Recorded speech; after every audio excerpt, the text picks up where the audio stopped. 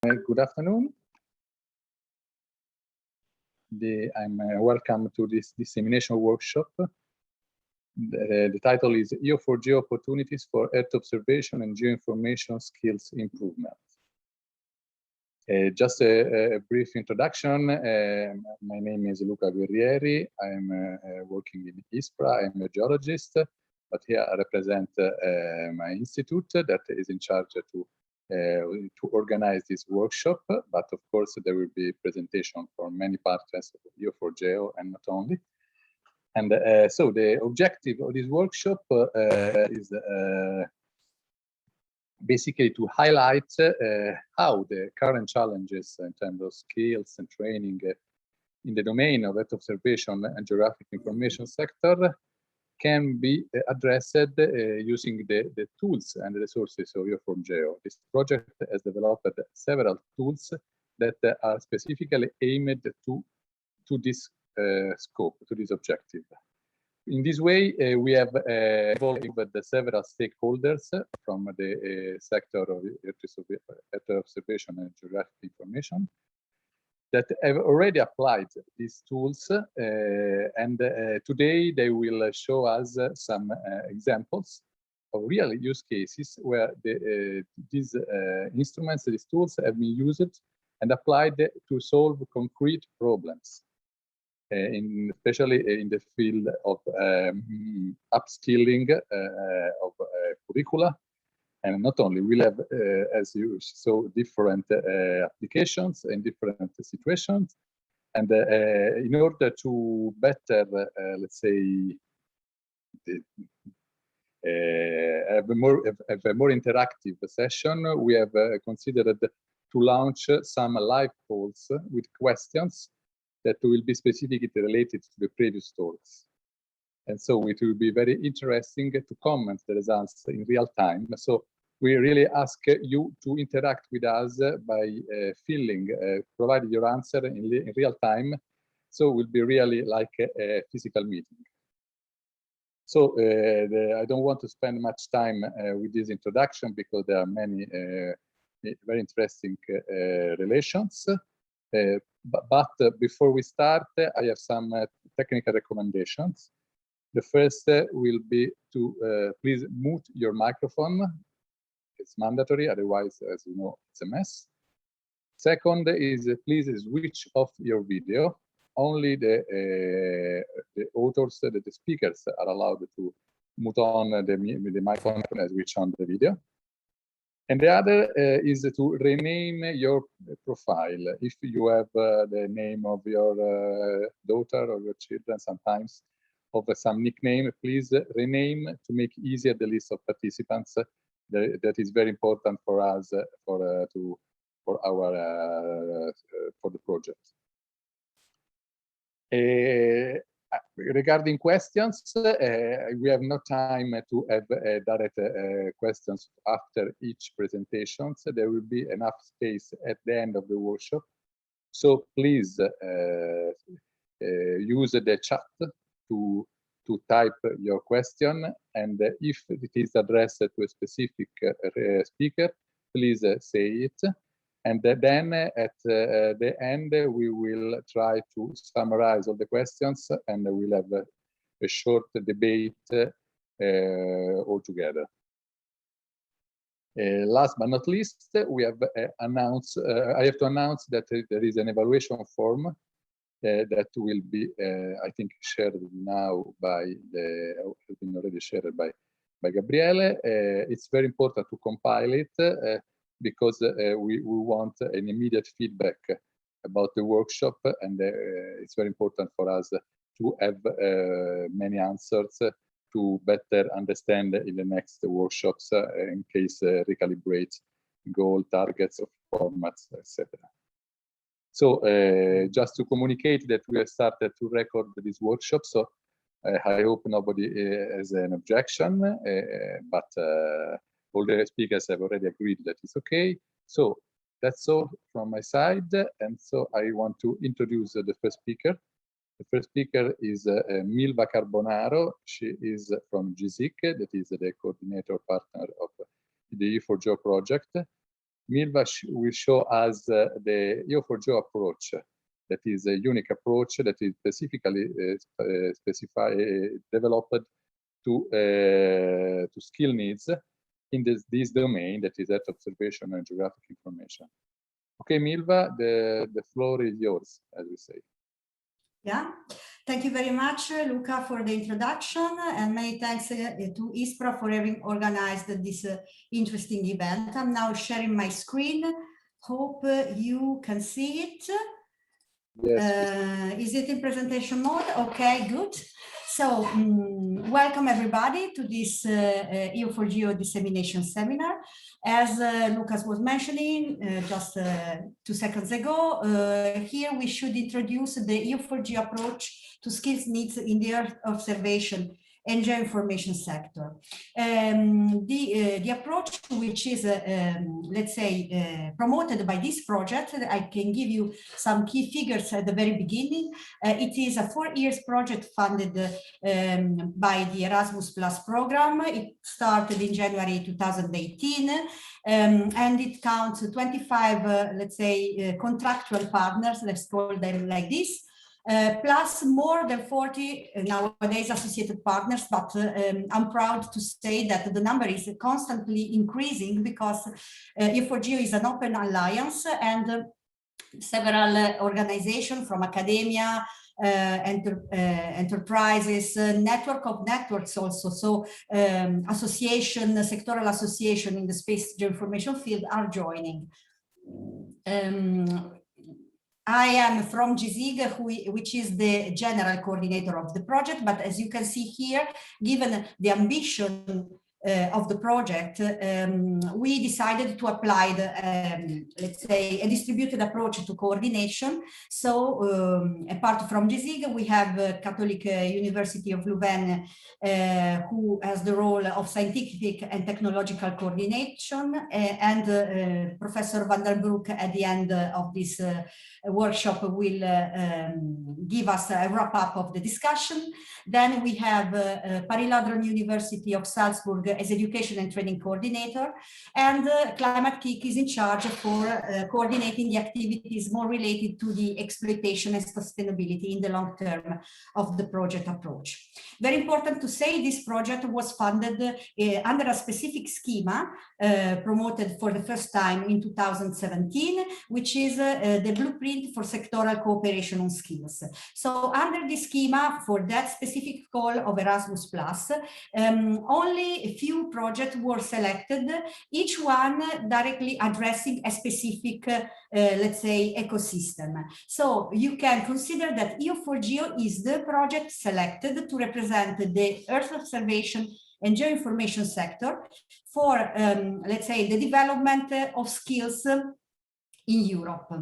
And this to say that the Commission is working very much aligned with us for the development of the sectoral skills strategy, which is aimed not to close, not to finish with the project, but to continue in a medium and long-term perspective.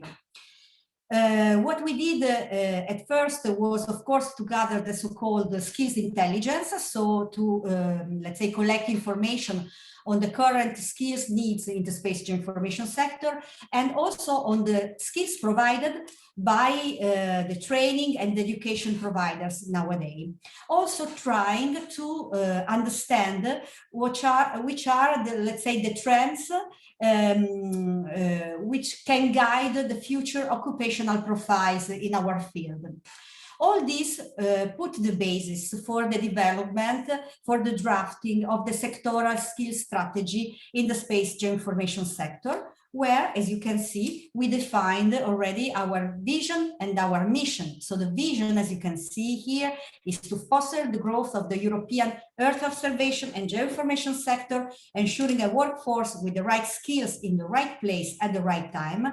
And this is not only to prepare young people to their working life, but also to upskill and reskill the current workforce in Europe. And while the mission is to ensure the strategic cooperation among key stakeholders on the skills development. So as you can see, this is a very strategic point for the Alliance, and it's one of the bases of the pillar for the sectoral skill strategy and for the long-term action plan, which really implies foresee the direct and concrete involvement of all relevant key stakeholders in the field.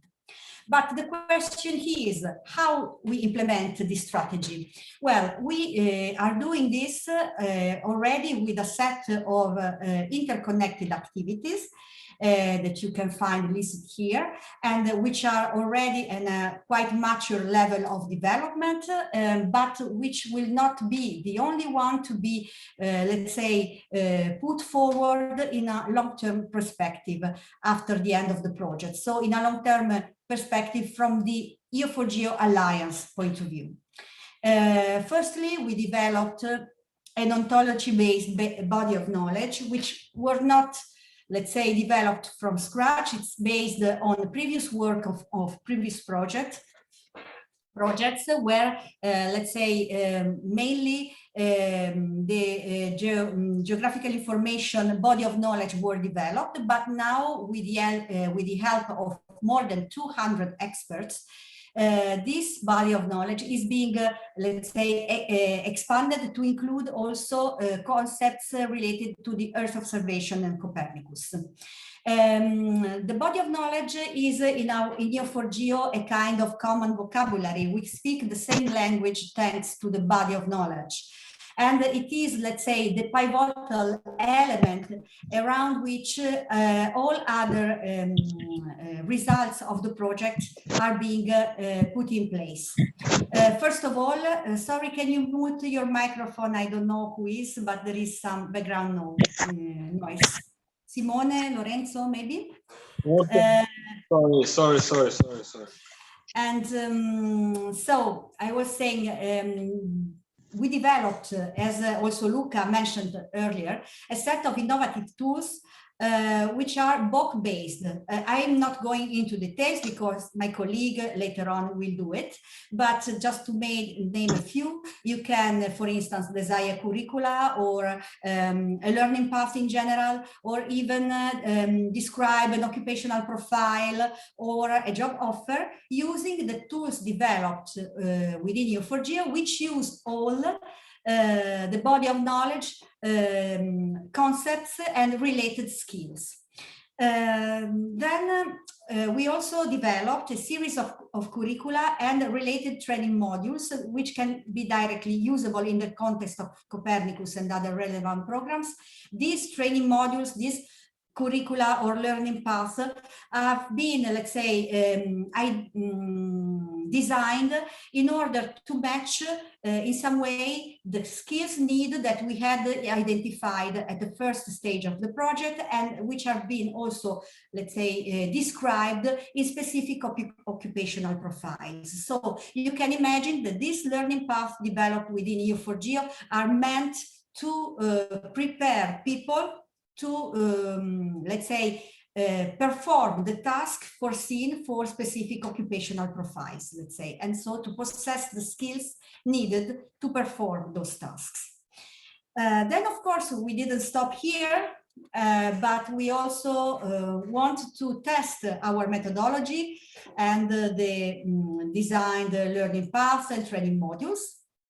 And this is being done because it is not finished yet, this activity, through a series of learning actions, which have been, let's say, organized according to a selected set of scenarios in the three subsectors addressed by our project, which are integrated applications, smart cities, and climate change.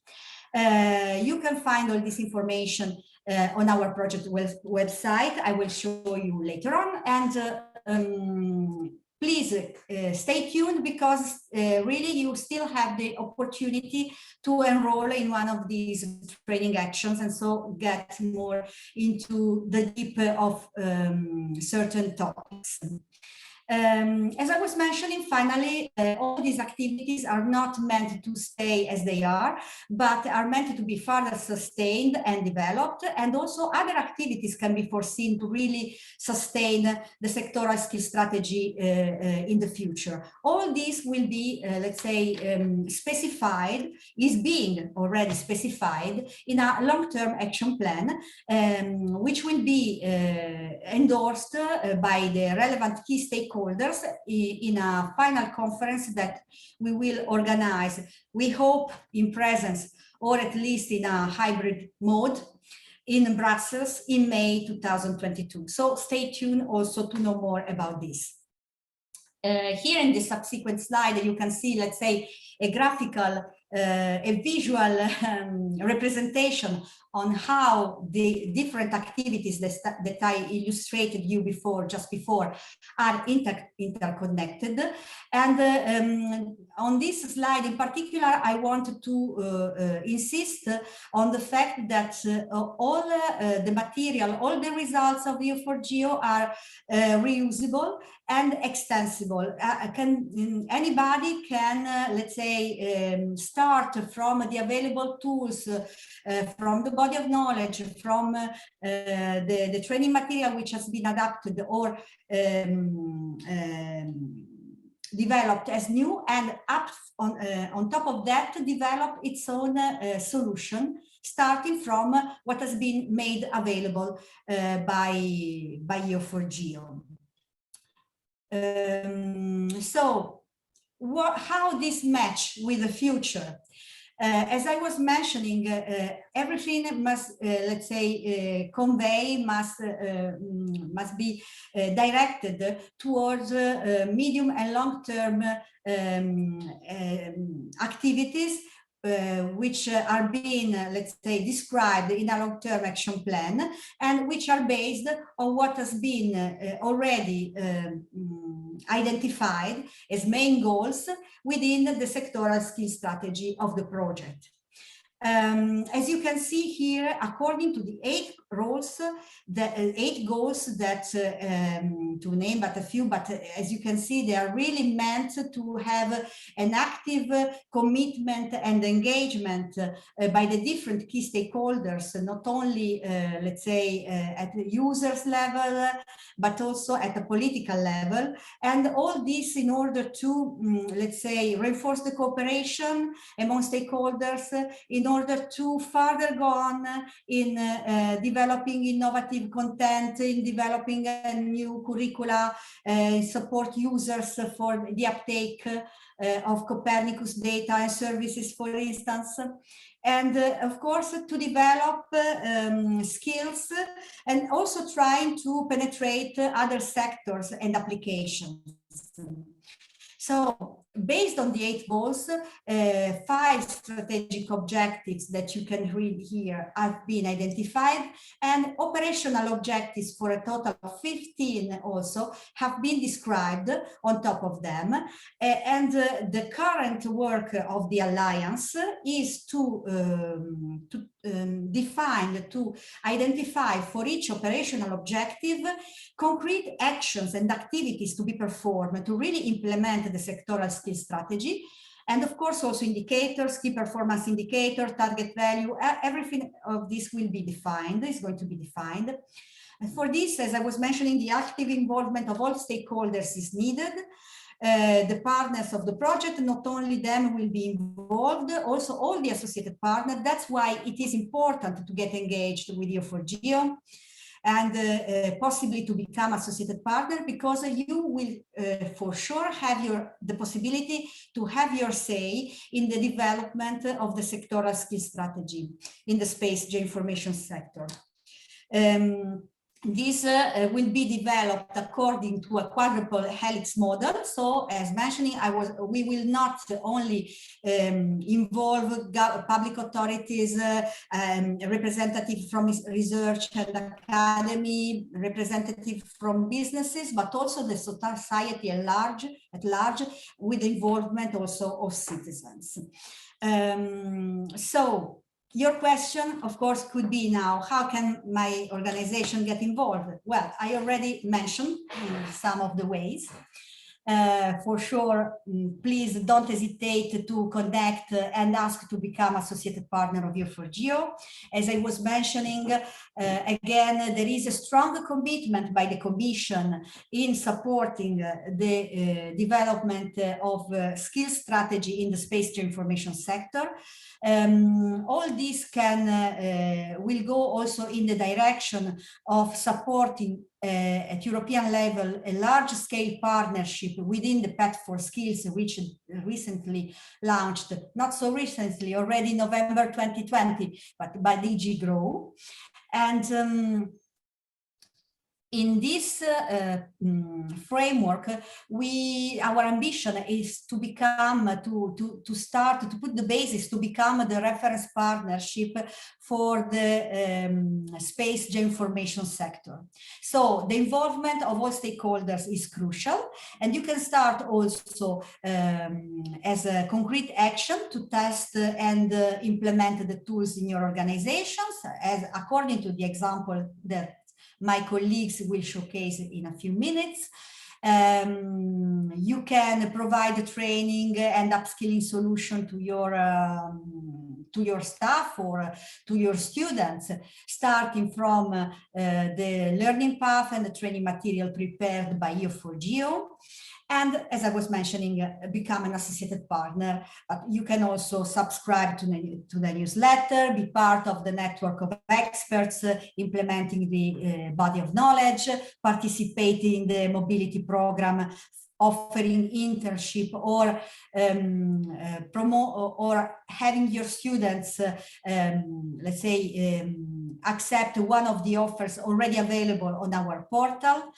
And well, lot of activities that maybe I can even forget to mention entirely, but you can find everything here. This is a screenshot of our website. Here you can find our the address. This is a single entry point to all EO4GEO opportunities and results. Please also don't forget to follow our Twitter account, where there are almost daily news, not only about EO4GEO, but for the space geoinformation sector in general. And well, I wish you a nice workshop, that you really will enjoy the presentations from my colleague, and we will find them useful for your current and future work. So thank you very much, and the floor is back to Luca. Okay, thank you, Milva. Thank you for your nice presentation. It's not never easy to summarize in 15 minutes a so big project, so complicated. So thank you very much for everything. And of course, if you need some more details, you can contact Milva, or if you want to just type your question in the chat. We go faster to the second presentation. After this general framework on EO4GEO approach provided by Milva, we want to focus on the tools that have been developed by this project, specifically tools based on the body of knowledge. Milva has already mentioned this, but we want to have some more information. So please ask to take the floor to Sven Castelline from the Universidad Jaime I de Castellón in Spain, and together with Hande Herdem from Vito, which is a partner for Belgium in EO4GEO. Okay, the floor is yours.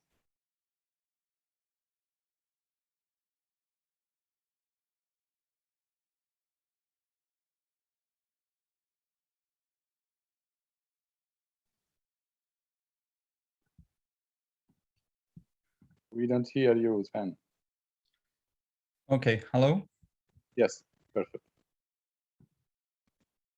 Okay, hello everybody. Thank you for the introduction, Luca. So my name is Sven Castellijn from the Universidad Jaime I in Castellón, Spain, and I will be co-presenting with my colleague Hande Erdem from Vito in Belgium. And I think that Milva explained you very well what is the context of the EO4GEO project and what are the global goals, the aims, and the strategy we take. So what I would like to explain you is what concretely can EO4GEO offer to the community. And I want to focus on three aspects. So first of all, the resources that we make available to the community.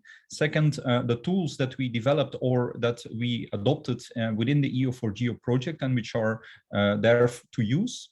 And thirdly, the actions that we are implementing and performing for the community. So let me start with the central part of the EO4GEO project, which is the body of knowledge. And the EO4GEO body of knowledge, it's a community-based effort to capture the consolidated knowledge in the EO/GI field. As Milva already explained, we have a network of experts, both from academia and from industry, who are defining or who are extending the existing body of knowledge to define our EO/GI field. So they do that in terms of concepts, relationship between those concepts, and also skills associated with the concepts. So the concepts can be at a very high level, such as, for example, analytical methods, but it can go down into more specific detail. And we have, for example, also concepts that are map production or satellite maps. So in this way, we describe the knowledge in the field, the relationship between the different concepts, and also the skills that are associated with it. So this is an explicit semantics-based description of our field, and it serves as a shared common vocabulary. We will use this shared vocabulary in all our tools, and this is how our tools will be able to talk to each other and will be interoperable. So this body of knowledge is publicly and freely available. You see the URL there, so you can just go to this URL and start browsing in our body of knowledge. Now that the body of knowledge is shortly introduced, I would like to go to the tools that we have developed. So the tools based on the body of knowledge. We have developed, in fact, an ecosystem of tools. So it's not one tool, it's a set of tools which are collaborating with each other. So the input of one tool can be, the output of one tool can be used as input to another tool. And these tools are all very well working together, of course, based on this common vocabulary, namely the body of knowledge, which is at the center of every tool.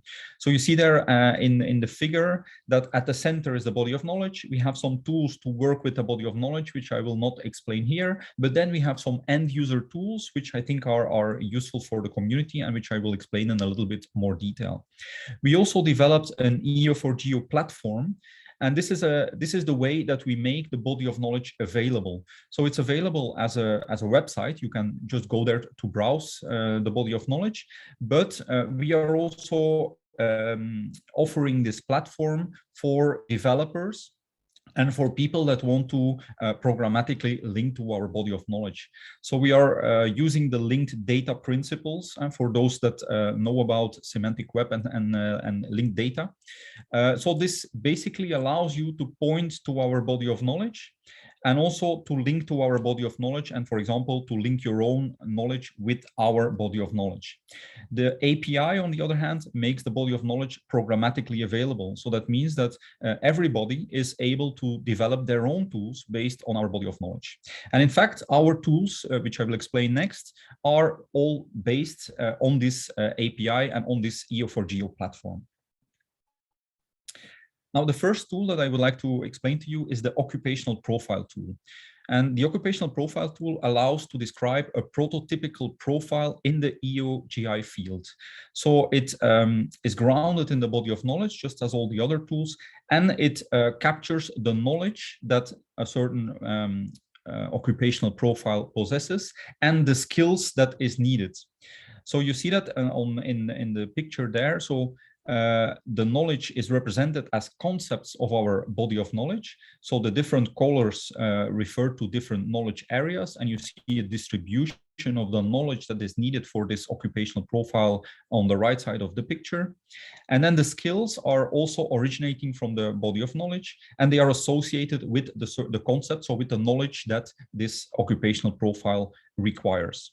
Then there are also transversal skills, and these transversal skills are skills that are not specifically connected to certain knowledge, but are across different domains. So, for example, working in teams or being able to communicate well. So we use the body of knowledge for the knowledge and the skills, but we also use other well-known European vocabularies and standards, such as, for example, the ESCO vocabulary, so the European skills, competences, qualifications, and occupations. So we use that for transversal skills. We use the European qualification framework for to denote the educational level associated to a certain occupational profile, and we use some other well-known EU standards. So by using these standards, of course, we ensure interoperability with any other tools, any other European tools, or tools that use these European standards. The next tool is the job offer tool, and this is a tool that allows companies or professionals that want to describe a job offer, that want to offer some job within the EO/GEO field. So again, this is grounded in the body of knowledge. So the companies can describe exactly which knowledge that they require from the candidate, and also exactly which skills that they require. They can also further specify, of course, all other details that are associated to the job, such as the location, the salary, the language knowledge, the knowledge of the language, knowledge of data sets, for example, and all the particular details that you could imagine for a job. And what is nice of the job offer tool is that it can be based on an occupational profile. So if you describe a job offer, you can base it on an occupational profile and further refine from there on. So you could take an occupational profile and then add particular knowledge or particular body of knowledge concepts that you require specifically for the job, or particular skills. You could also remove some knowledge that is in the occupational profile, but that is maybe not relevant in your particular context. So it gives you a way to not start from zero. But of course, you can also just define a job offer from zero. The next tool is more aimed at educational providers, and it's the curriculum design tool. The curriculum design tool allows you to specify educational offers in the EO/GEO field. So this educational offer could be at any level of granularity. So it could be a complete academic curricula. Think, for example, in the context of a university that is offering a curriculum, but it could also be a vocational and educational training course, or it could be just a simple single lecture or a complete course. So it can be at any level of granularity. So again, these educational offers are grounded in the body of knowledge. So again, we use the concepts of the body of knowledge to represent the knowledge that will be taught in that particular educational offer, and also the skills that somebody will learn in that educational offer. And then again, we are using other existing EU standards to represent other aspects of this educational offer. So for example, the ones that I already mentioned, EQF, but also, for example, ECTS and the European credit system, and we use other European standards. So in this way, it allows you to describe a complete educational offer and exactly define the knowledge, the skills, and all the other attributes that are needed to define an educational offer. The next tool is the BOK Annotation tool, and the BOK Annotation tool allows you to upload, annotate, and download any PDF file. So you can have any PDF file. It could, for example, be a curriculum, it could be a company profile, it could be some training material, any PDF file that you want. So you can upload it to this BOK Annotation tool, and you can annotate it with knowledge and skills from the body of knowledge. No technical knowledge is needed here, and so you just use the tool. It's a what you see, what you get kind of interface. So you can very easily browse in the body of knowledge, find the concept and the knowledge that you want, and associate those with this PDF file that you uploaded. So This is compatible with all our other BOK tools. So the annotations are according to a certain standard that we defined. So this all happens between behind the scenes. The basic point is that your annotated PDF file can be stored within our system, but you can also download it and share it, and it will be compatible with all our other resources. And then the final tool is the BOK matching tool. And the BOK matching tool is the tool that brings all the other tools together.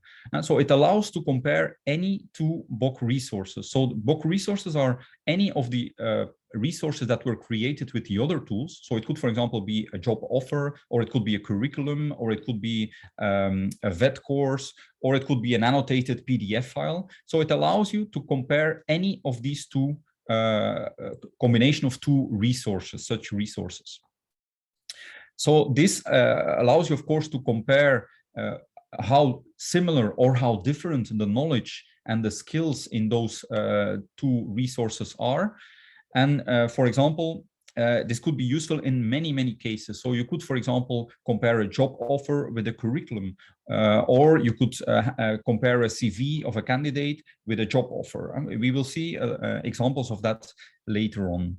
So these are the tools that are based on the body of knowledge. But within the EO4GEO project, we are also making available another set of tools, and these are tools that are based Earth observation tools. And for that, I give the word to my colleague Hande.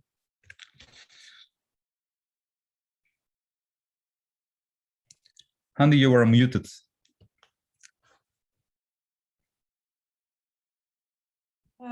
Does it work now? Now, yes. Okay. Oh, I don't know what happened. It was working before. Hello again. As already introduced by Sven, my name is Hande, and I work for the Flemish Institute for Technological Research, also known as ITER. And I would like to briefly talk about the Periscope platform, which is offered as EO tools in the scope of the EO4GEO project. So let's start first with what Periscope is. Periscope is the Belgian collaborative ground segment for Sentinel missions. It provides easy access to the analysis-ready satellite data. But it does much more than just being a hub for distributing images. We also offer products derived from the satellite data, such as vegetation indices. We offer web services, as well as cloud processing capacity and a set of tools which are quite interesting for education purposes. And Periscope is open for everyone and free to use by everyone. So next slide, please.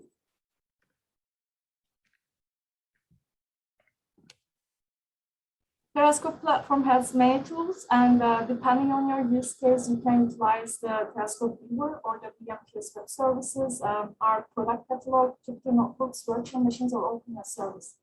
Today, I'll briefly touch on some of these components as we don't have too much time. And I'll start with the Periscope viewer. Next slide, please. Periscope viewer provides you with navigation and exploration capabilities for satellite data through your web browser. Using the viewer, you can explore different layers corresponding to different images and products, such as biophysical parameters, for example. You can compare different product layers, different dates.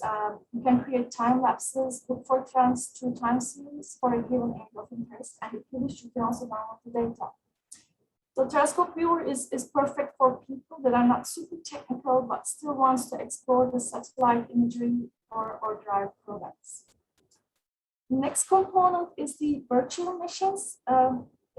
These provide fully prepared virtual desktop environment pre-installed with popular remote sensing applications. You also have direct access to data from these virtual machines. Since it requires no IT investments or preparation time, it's perfect for researchers and users who wants to get going with observation data processing immediately. Next slide, please. The next tool we offer is the Jupyter Notebook service. This is a web environment on Periscope server, which you can access by your web browser. Periscope Notebooks also has direct access to the data, as well as many useful libraries that you might want to use when working with Earth observation data. The good thing about Jupyter Notebooks is that you can combine code with other types of content, such as text, images, interactive fields, and maps, which makes it a wonderful tool for education. And last but not least, I would like to say a few words about OpenEO. It's an application programming interface that simplifies Earth observation data processing. It allows you to work with data cubes, which reduces the complexity of working with large data sets, which is a challenge. It also provides out-of-the-box functions and processes tailored for EO. And it's readily available via the Periscope terminal tools. To wrap up, I see we are right on time. As VITO, we are supporting EO4GEO vision by providing a fully prepared environment through Periscope Platform and hiding software processing complexity through tools such as OpenEO. Therefore, making it easier for users to gain skills necessary in the EO domain. And this is the end of my part. Thank you, and back to you, Sven. Thank you, Hande. So I continue with, so we have now explained the tools based on the body of knowledge and also the Earth observation tools, but we are also making other things available within the projects. So we have the EO4GEO resources, and of course the most important resource I have already mentioned is the body of knowledge, but there are also other resources. So we have the resources which are created with the BOK-based tools. So for example, we have example curricula that are that have been defined.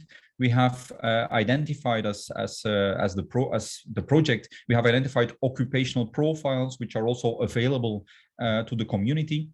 So we have there an amount of resources that are accessible and freely available.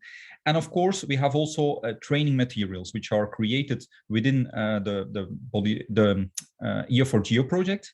And the nice thing about the training material is that they are also annotated with the body of knowledge. So you see here a picture of the training material catalog, and if you see there on the left side, you can select body of knowledge concept. So in other words, knowledge of the domain, and then you will get the exact training materials that correspond or that somehow deal with this particular knowledge. The training material also uses reveal.js instead of, let's say, regular PowerPoint. So it's a little bit more powerful, and it allows also to connect with these EO tools that Hande just explained. So for example, it's possible to integrate exercises using the EO tools within the training materials. Again, these training materials are available on the website, and they are there free for you and for everybody to use.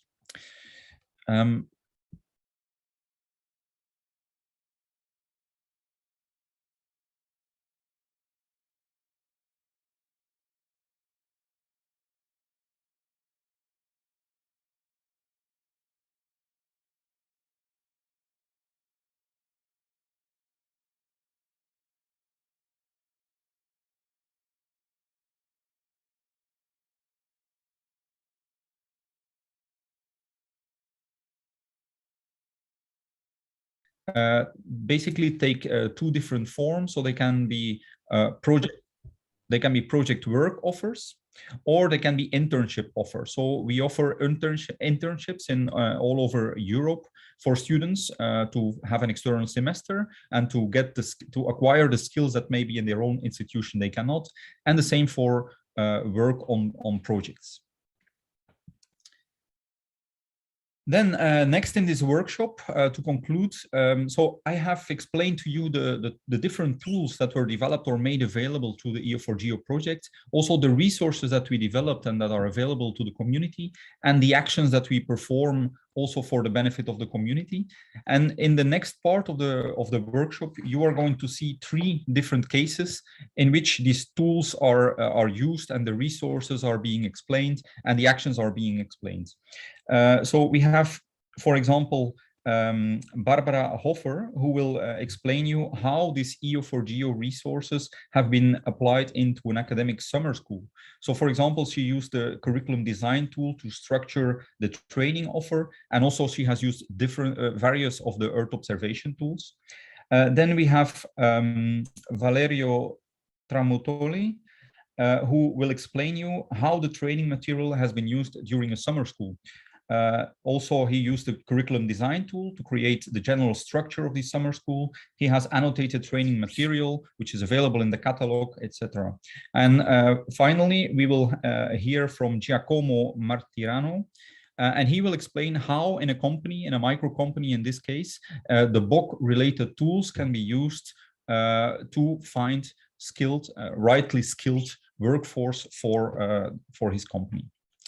I leave you with some contact information about the project, the body of knowledge, and also the tools and the training action and material that I have explained, and also the email addresses from the speakers in case you want to contact us.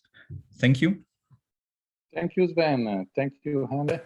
It's not easy to summarize these tools that take a lot of time to develop and implement. So I appreciate your effort to explain everything in a few slides. And again, if you want some more information, you can contact directly the speakers. You have the contact emails already visible. And thank you for already introducing the next speakers. So it will be easier for me to continue this workshop. So after this introduction of about the tools, we will start with the first case study. So application of this tool to an academic summer school. I leave the floor to Barbara Hofer from the University of Salzburg. Barbara, let us know how did you use this tool for your school? Okay, thanks very much. Thanks Sven, Hande, and everyone else for introducing the basics about EO4GEO. So now you have heard about the vision that we follow and the tools, resources that we already have. And I'm allowed to talk about our International Summer School on Intelligent Earth Observation. When we set off for designing the summer school, we thought about all the trends and observations that we have made on our domain, the GI and Earth observation domain, to find out what would be a key subject to cover in the summer school. And we decided to go with the big trends that we are all aware of, the stronger use of online platforms for processing data and automation in Earth observation, automation of analysis workflows, and also artificial intelligence and machine learning. So we picked up these trends and tried to formulate learning outcomes that all participants of the summer school should be able to do after participating. And you see that they cover some of these trends that we are talking about.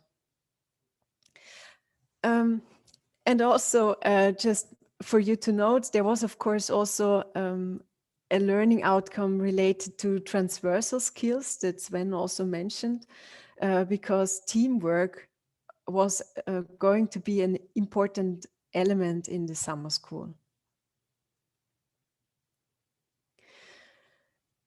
Some information about the framework of the summer school. Well, as I said, it was supposed to be an international summer school, and because of the current COVID situation, we had to do it in a virtual setting.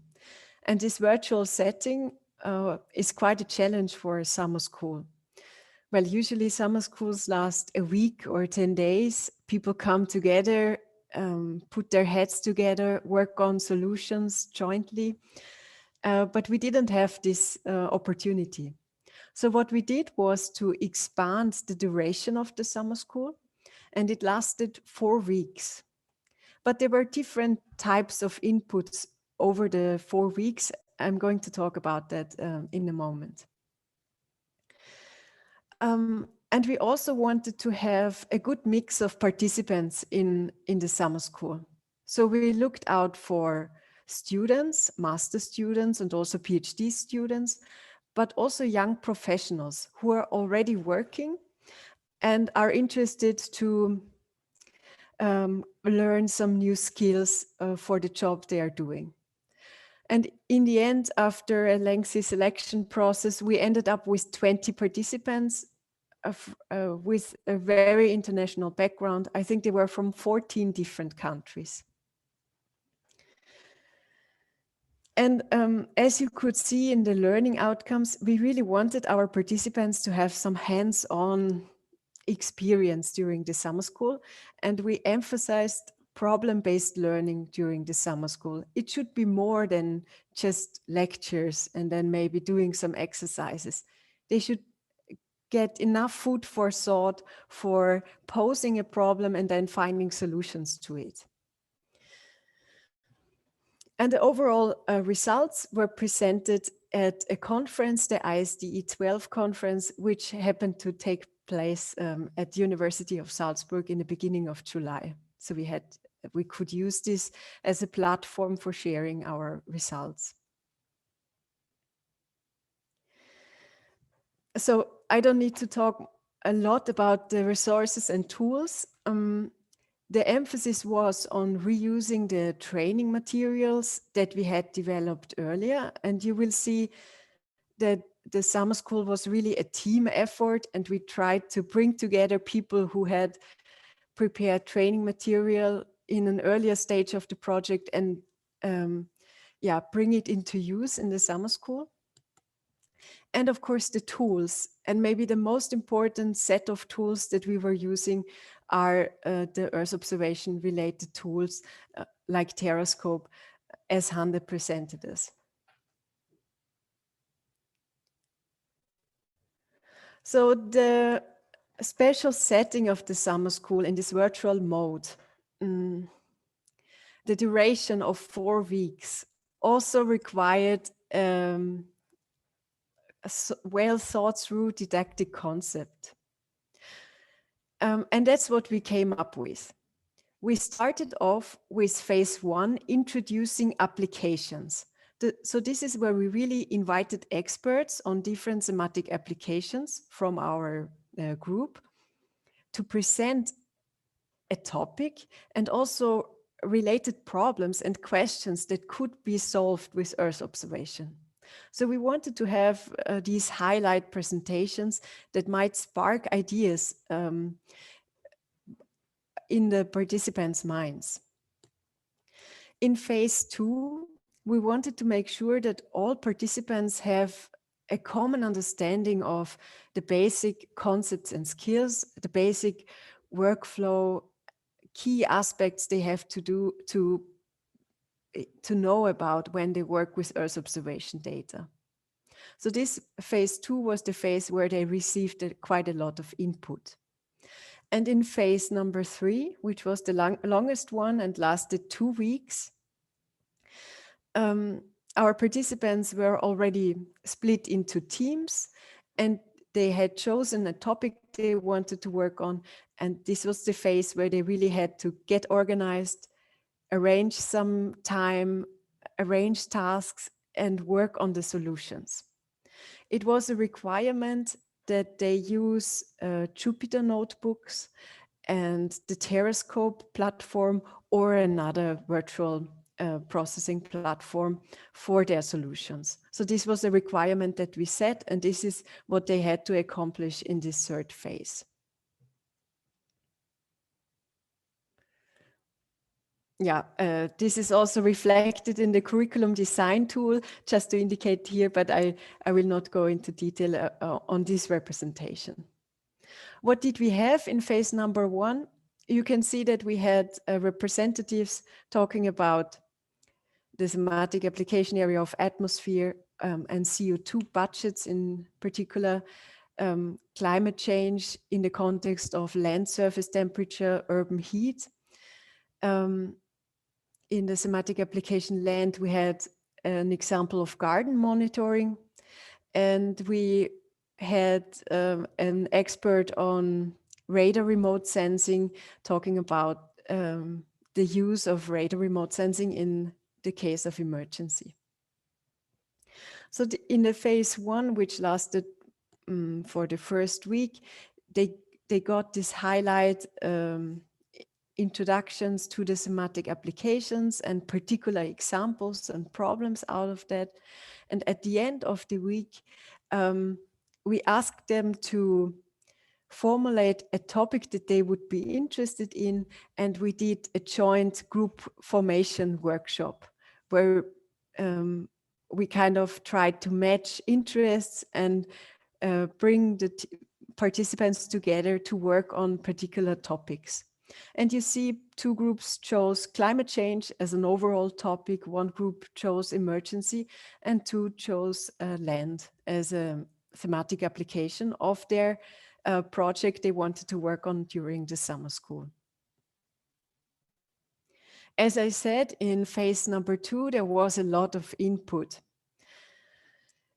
The idea here was that people could also choose a bit what they want to put more emphasis on regarding the input. So they could attend all of the sessions, but if they are very familiar with data processing using various tools, they didn't have to follow that session necessarily.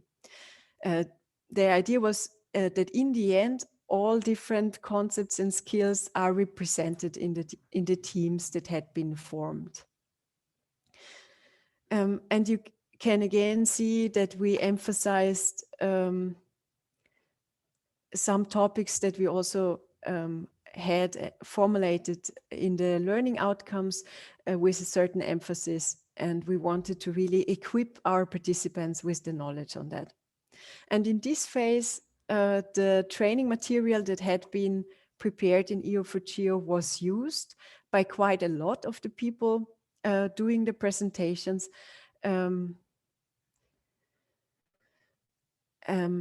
But maybe not by all of them, because some topics were new, or we had invited speakers like my colleague talking about data cubes, for example. So there is still room for increasing the collection of material that EO4GEO has. In phase number 3, as I said, this was the 2-week phase where they could actually do the work. And we had meetings with them, tried to assist them when they had questions. There was an intermediate presentation where they could showcase the current state of the work. And my colleague Eva Missoni supported the participants a lot during that phase. Maybe as a short insight into what the participants achieved during this phase number 3, I showed 2 examples. One team was working on the prediction of crop yield, and they had a study case from Kenya where they had some actual crop yield data for validation, and they were using Sentinel data for finding out whether they can have a model, Earth observation-based model that can support this crop yield prediction. As you can see with the logos attached here, they used a collection of tools, and all their workflow is available on Jupyter notebooks, and they use the virtual machines on Periscope that have been made available from Vito. So they really followed the approach suggested by us: use Periscope, Jupyter and notebooks, and test how far you get with this implementation. As a second example, 2 further groups were studying urban heat islands, and they chose 2 study areas. One is a smaller commune in France, and one was Paris. And they had these 2 study areas, and because it was 2 groups working under the same headline, so to say, they also used 2 different methodologies. One group was working with ArcGIS Pro for the whole workflow, and the others were using Google Earth Engine. So here, the 2 groups also had the chance to compare what works good, or how do the workflows work in the 2 environments, and they could exchange on that and also communicate about their findings to the others.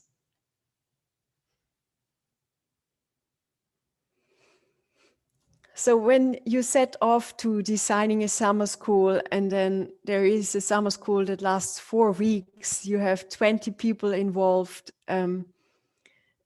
It was a really big team effort by the EO4GEO partners, as you saw.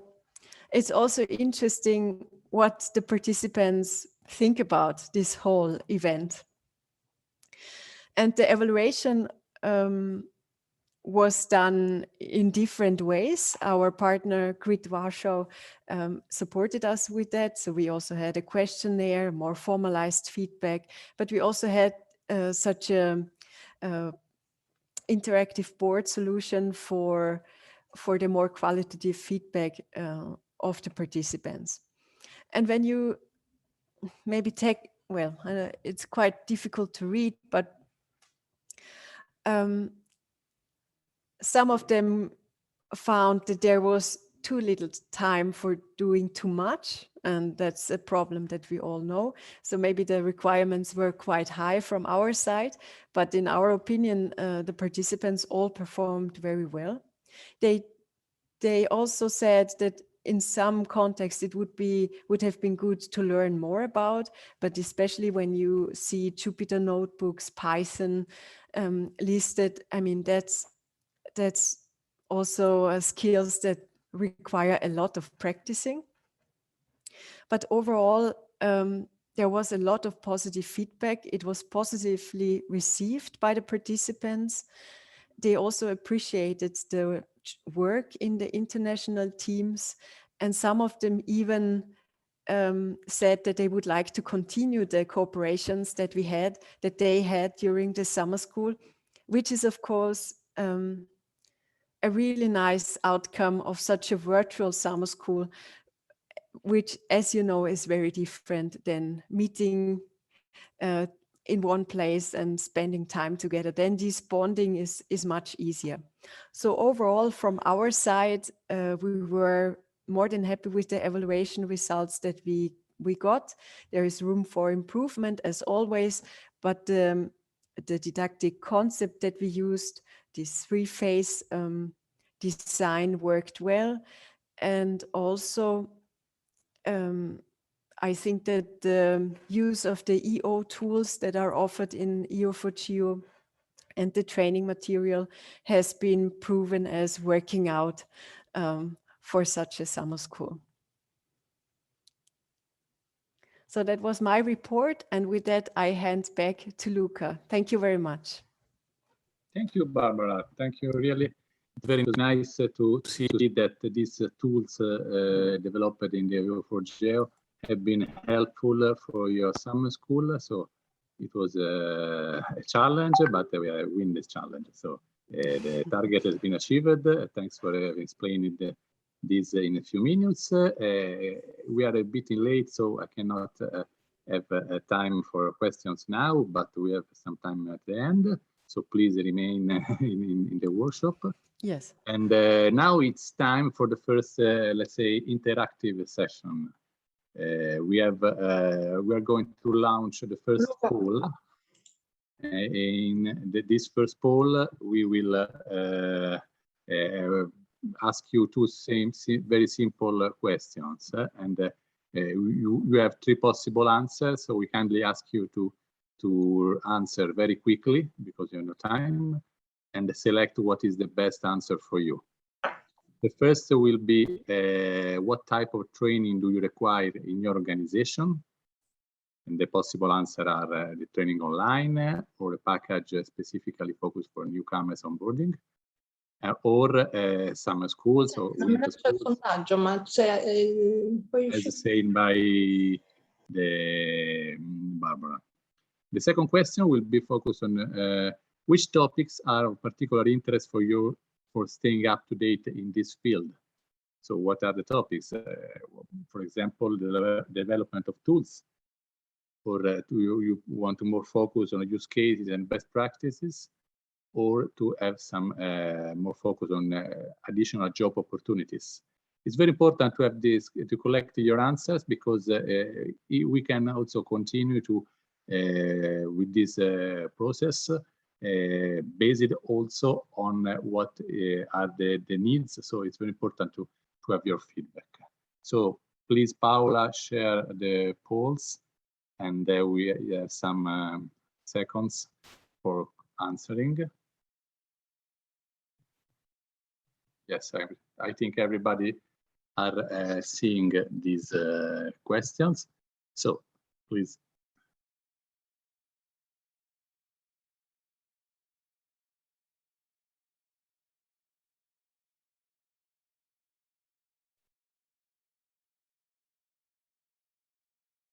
We wait for some minutes. Then when Paola say that is the answer, the number of answer is acceptable, we can continue with and I don't know if we have time to comment because it's very late, but I will see what will be the results and if there will be some cluster or answer on a specific.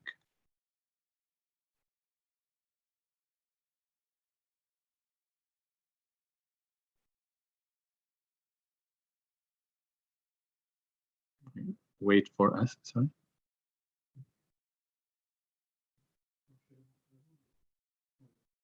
So.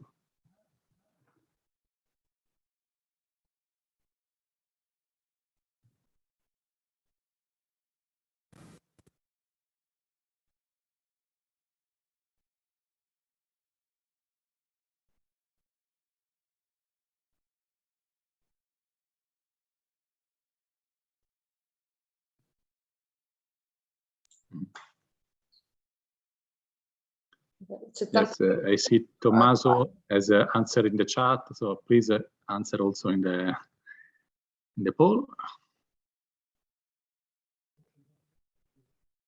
So Paola, you have some time, or do you think you are ready? 72%. Okay. I think it's enough. No? Yes, but then we can also recap at the evening at the end. Oh no, because you closed the poll. Yes, I think it's acceptable because. Yeah, I think you can share it and see. Okay, thank you, Paola. Okay, for the first questions, you see the most common answer is that is needed. It requires the organization, the training online, and with the second, I see that the most of you do more than 50%, 64% have put. They say that what is really interesting is the use cases and best practice more than tools development and job opportunities. But of course, depends on the different situations. So thanks. I don't want to spend more time. Maybe at the end we will comment together with Danny these answers, try to summarize what is the results of this live poll.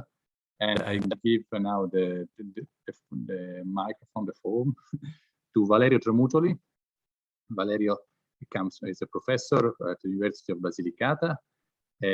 He will show another application of these tools, focus on the reskilling of people working in local administration using the tools developed in EO4GEO. So Valerio, if you're ready, I give you the floor. Thank you, Luca. You can see my screen? Yes, I see. Perfect.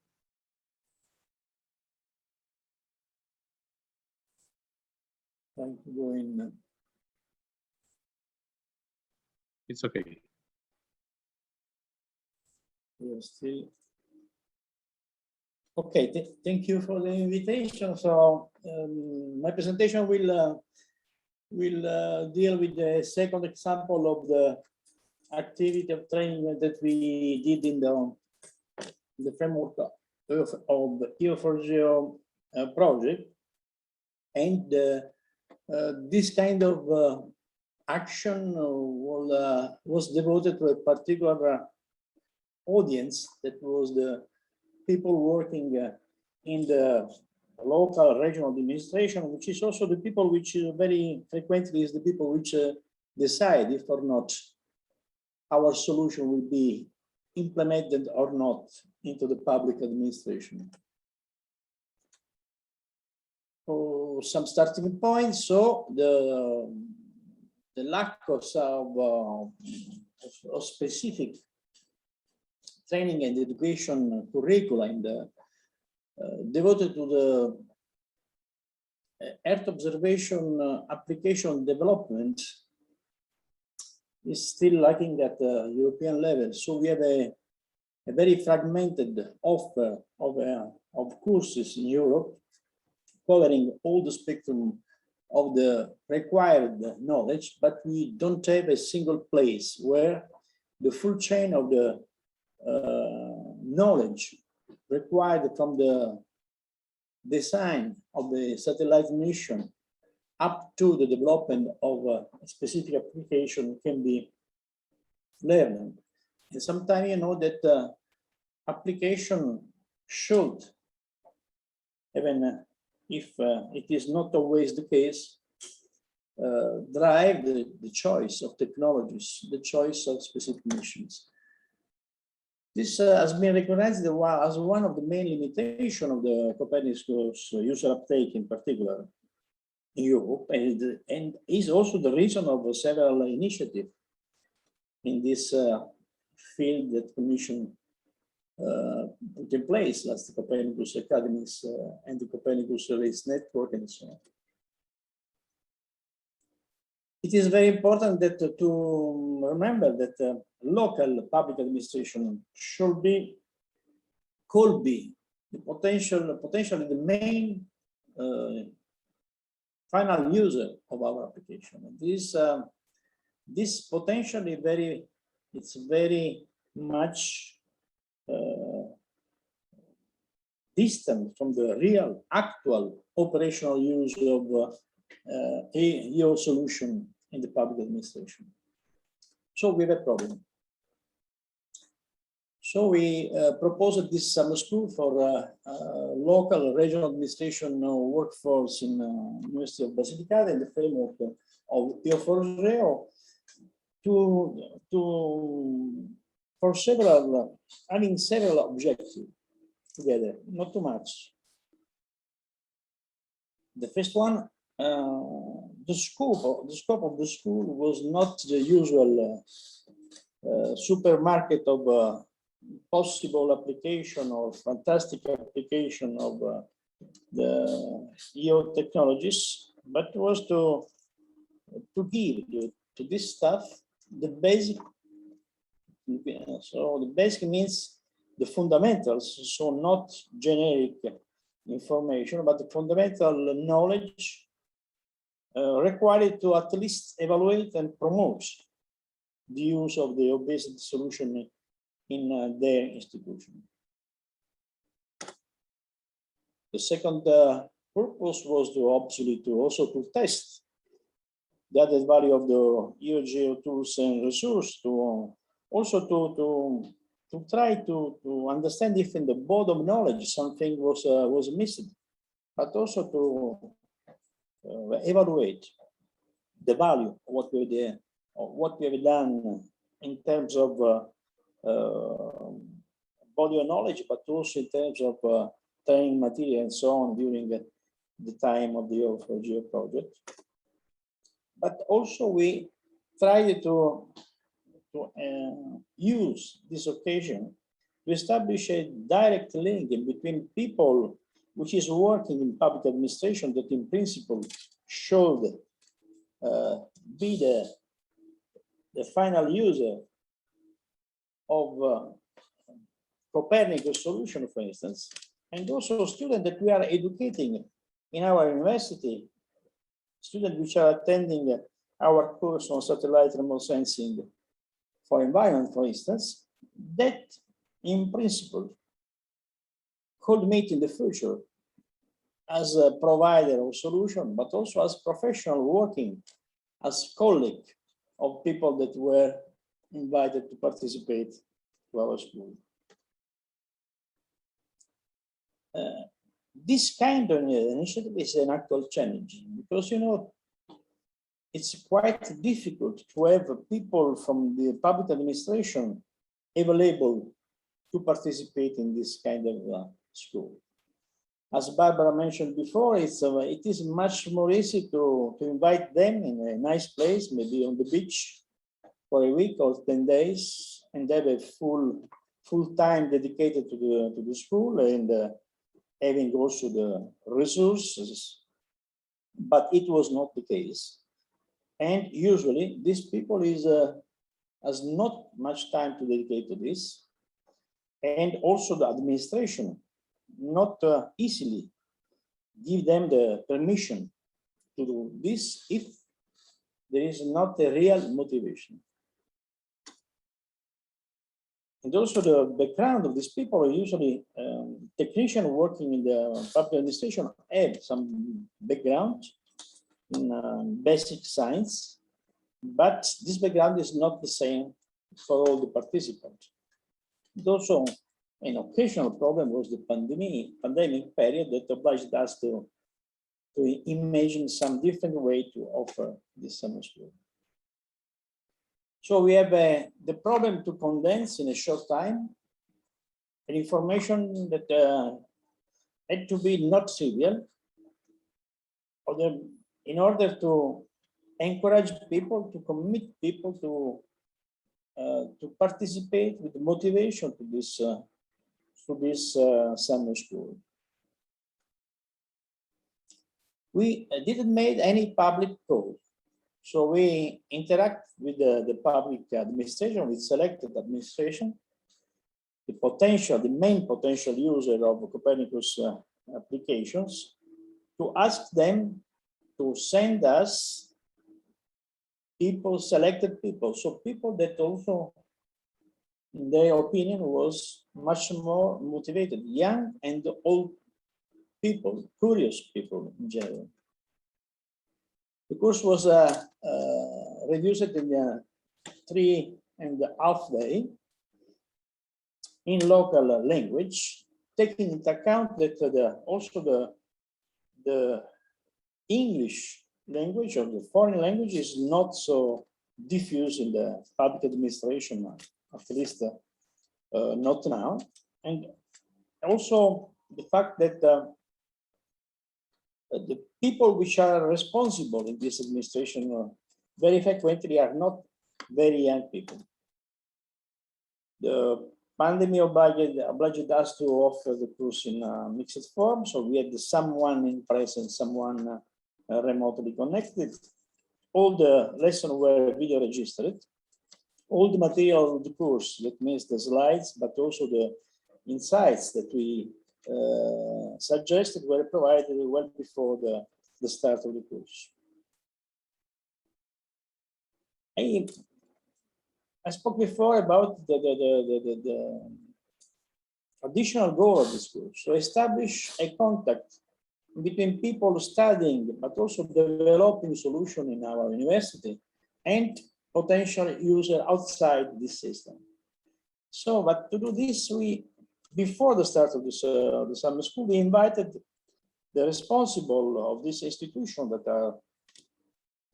I will mention before, I will indicate later on, to present to the students in our university during the normal lesson their activities and also their user needs.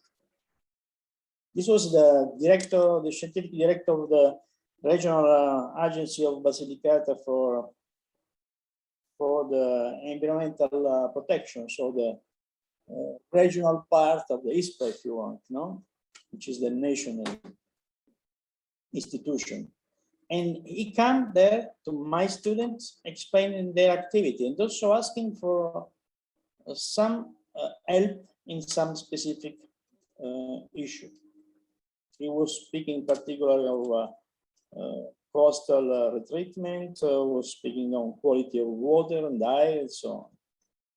After the school started, the program was, you can see it's in Italian, but we had 3 standard days, 3 full days. In the morning, 4 hours of hard lesson, so the fundamental of satellite remote sensing. In the afternoon, this was optional for the participants, but you will see all the participants decide to participate also to the afternoon lesson. And these were dedicated to the demonstration of views that were selected looking to the interest of the participants. So looking to the institution from where they were coming. In addition, last day was the second meeting with the students at the university that were presenting their solution during the Copernicus Young Ambassador Day that we have every year. It was not a standard effort. We did not recycle the traditional material, not from our courses, not from all the international conferences and so on. We were thinking about this specific target of attendant to the course. And so we involved a lot of people. We had 2 professors in the room, but there were at least 6 senior researchers helping us to prepare, especially the demonstration of use. We improved or prepared from scratch more than 200 new slides, and we made available the videos and slides of lesson, additional material, and so on in a common environment that was a Google Classroom, but all the material has been replicated in the EO4GEO Moodle environment. The attendants were invited to compile 3 tests to assess their learning improvements, and at the end we had one questionnaire for the evaluation of the course, and also to receive some suggestions for the future. The participants were 2021, 40% women, 10% were decided to come in presence. This was very good for the teacher. It's changed the quality of the teaching to have someone in presence. I can ensure this. And you can see the administration which decided to invest in this course. So to dedicate some of the person to attend this course. And you can see environmental agencies, civil protection, department, relevant department of regional government. And also the background was, the backgrounds were different, but in average quite high. And as I mentioned before, all people decide to participate also to the afternoon sessions, to the demonstration of views. The performance of the course, so the response, the measure also of the motivation was also the quality of the response to the technical questionnaire. So they had a good performance in the first and the second module dedicated to the fundamental, theoretical fundamental. The median was 21, the score was 21, a maximum of 23. And for the third module dedicated to instruments and technologies, the median was 10 over the maximum of 11. The evaluation of the course was quite high. The average was 4.8 compared with the maximum of 5. These are the 2 attendants in presence for all the course with some of the teachers and the tutors at the moment of the delivery of the certificate of participation. The last step was the attendance of the participant of to the summer school to the end of the academic course that we have, where the student attending to my course at the university were presenting the solution or based on Copernicus or in general to Earth observation data to an audience where also the summer school attendants were invited to participate. And you see that it was not only a participation, there was an interaction between people like Achille Palma, that was the director of the environmental agency, that proposed to the student 1 month before some question related to its administration needs, and he received from student from the project that some student presented some answers, some idea or some possible solutions. So there was an interaction during this presentation in order to better focus both the needs and solution. To finish, obviously we tested the quality of the tools and resources of the EO4GEO. I don't want to repeat, that was already well explained by Sven and also by Barbara. We used obviously the EO4GEO book. It was very, very important to well define the content of the course, to select the content. The structure, for the structure of the course, we used the CD tools, the curriculum design tools. It was also very useful and give you in a very synthetic way the content of the course. You can see the first two modules are fundamentals, so physical fundamentals of the remote sensing, not restricted, just selected for importance, instruments and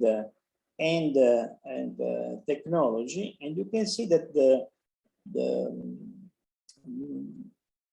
demonstration of views were selected looking to the specific application required by the audience, looking to the administration institutional goals. Training material was already produced in other courses where we gave our contribution, but most of them was improved, extended, and also made available to the EO4GEO project in a common area. And I want just to conclude with some suggestion coming from the participant to the summer school. This is one of the standard questions that is the EO4GEO questionnaire for course quality assessment. You recognize the difference with other training courses. I reported the Italian answer, obviously was supposed in Italian, but the English answer in some way synthesized what we learned from this experience, and also give an idea on how this kind of initiative was well understood and appreciated by the participant, mostly for the respect that we give them. Most of them were persons which had the Master of Science in Engineering or other in chemistry and other science. So people which can appreciate in a transfer of knowledge which has a real content and not just an information on what is possible to do, as we usually did in the past. And also they appreciate the material and the method that we put in place. So this is a good start for what was the initial idea of this course. So to prepare a framework that should be exportable in other regions of Europe by using local languages. So an effort to translate or to update what we have proposed, but also to adapt the arguments to specific need of the specific place. We didn't spoke about the volcanic risk, for instance, in Basilicata, because even if we have volcanoes, they are not more dangerous at all. So this is our experience. Thanks for your attention. Thank you, Valerio. It's really nice to see that these innovative tools have been appreciated by the audience of your courses. So it's interesting, and I appreciate. Now it's time to launch the second poll. I have other two questions for you. The first will be focused specifically on this local LRA, administrative region, and this is what the question is, which are, in your opinion, the main barriers, the main critical issues to a more extended use of Copernicus resources? And the answer could be the access to Copernicus data services that can be difficult, the lack of skilled human resources, and also the lack of knowledge about Copernicus potential in our sector of activity. The second poll is more general and is regards what is the importance of Earth observation in your daily work. So how do you use and the first question is that Earth observation tools have changed my approach to land surveying and the way I use geographic information. The second option is that these tools are usable only for some small set of operations. And the third answer is that Earth observation data and tools exploitation is not easy for a wide public. So please provide your feedback by providing answers to these two questions. And I kindly ask to Paola to share these questions. Okay, thanks. I already see.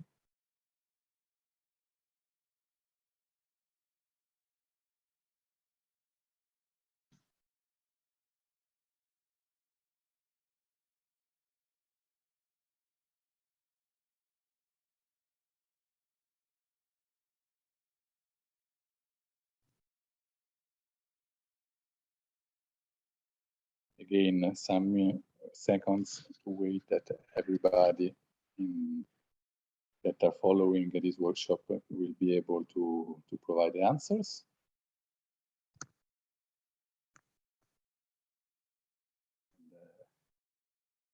And Paola says that we have enough, let's say, number of questions, of answers.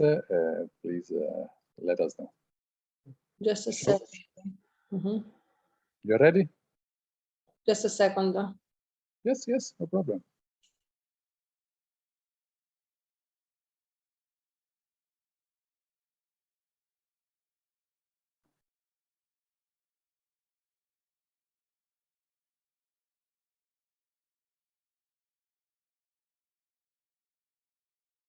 Okay, these are the results of the answer to poll 2. Regarding the first questions, focus on what are the main barriers for the use of Copernicus resources in LRAs. About half of people answer that is the lack of skilled human resources. This is the most popular answer, followed by lack of knowledge about Copernicus potential, and the second with difficult access. So it means that there is no problem of accessibility, but more of skill. So it was very important, the presentation by Valerio on the reskill. The second question was focused on the importance of Earth observation in daily work. And in these cases, the most popular answer was that the Earth observation data and tools exploitation is not easy. So it is a clear message for us to make easier for the wide public. So we have done a good job, but probably we need to continue in this direction and to put the focus on this an easier way to exploit these tools for a wider public, to reach more people. Okay, I see Valerio is glad. It was also our feeling. Expected. It was also our feeling during the course. So we need to reskill people. Thank you. I need you to stop you because we have another important presentation now. That is the third application is by Giacomo, who is already appeared. Giacomo Martirano will show another example. He works in Epsilon Italia and is as a company, a private company, and he used these tools to recruit new employment. So he will show this demo. So please, Giacomo, let us know how do you use these tools, and go. Thank you very much, Luca. Good afternoon, ladies and gentlemen. So let's see. Now we are coming back to the presentation that Sven gave regarding the ecosystem of tools that EO4GEO developed, to see in a practical case how we used proficiently these tools to recruit a new employee. So let me give a bit of context just to explain how this exercise matured. So who we are an independent micro enterprise established 25 years ago, active in the geomatics domain. We work on geospatial data harmonization and interoperability, focusing basically on ISPRA directive. And we also work with satellite remote sensing, doing marine and terrestrial applications. The main typology of activities are research and innovation projects co-funded by European and national institutions. We work also in framework contracts as a subcontractors in consortia, providing consultancy to EU institutions, mainly the European Environmental Agency. Consultancy service providers are we to international and national bodies, and also we provide professional training service to public and private customers. And this position requires for us to be always upskilled. Basically, we recognize that we needed a workforce to deal with the two business processes. The first one is to extract information from Copernicus level 2 data, applying artificial intelligence algorithms. And the second business process related to the first one is to integrate this information extracted into existing spatial data infrastructures, taking care of data modeling aspects if needed. This is a typical work that we do, and we realized that we needed a workforce to deal with these two business processes. But being a small enterprise, the decision to hire only one new human resource with the capacity to take care of both the business processes was taken. We are not a big enterprise, not a big public administrations having departments, hiring a lot of people. So this is a typical example we had to face. So the EO4GEO Tools came to support us in this process, and you can recognize the illustration that Sven showed before. In particular, we used the occupational profile tool, the job offer tool, the BOK annotation tool, and the BOK matching tool, and always the BOK visualization and search tool as a common auxiliary tool to support the entire process. But let's see how we used all of them. Regarding the occupational profile tool, we simply explored the occupational profiles existing, already created by other organizations and present in the tool, simply accessing the tool and typing Copernicus in the search bar. And thanks to this simple exploration, this allowed to filter out two existing occupational profiles in the list of, I think, more than 25 or 30 occupational profiles, called expert on information extraction from Copernicus space data and expert on integration of Copernicus space data into HDI. So we were happy that as a starting point, the EO4GEO resources were already there to support our process.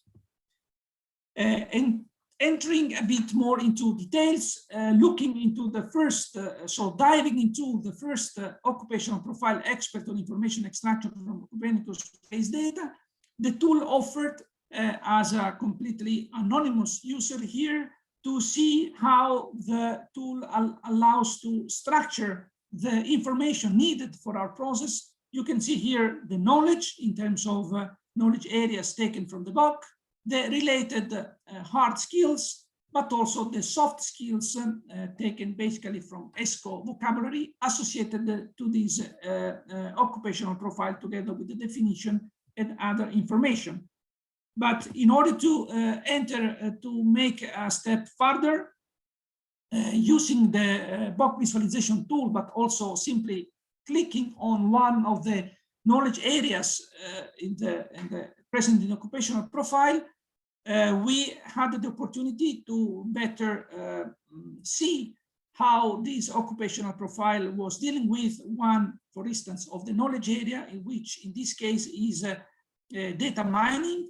And so we had the opportunity to highlight that one of the hard skills related to this knowledge area and therefore to the occupational profile is describe how data mining can be used for geospatial intelligence. So exactly what we were looking for. Similarly, for the second occupational profile, we had the opportunity to look into the knowledge associated, the related hard skills, and the associated soft skills. Now, the second step was to start from the two occupational profiles, which allowed us to build our customized job offer based on the two occupational profiles. But because we wanted to hire only one person, we customized our job offer starting from the existing two occupational profiles available in the EO4GEO repositories. So we used the job offer tool, and we created the Copernicus expert profile, simply merging merging the knowledge, hard skill and soft skill of the two occupational profiles, but then also exploiting the possibility to customize our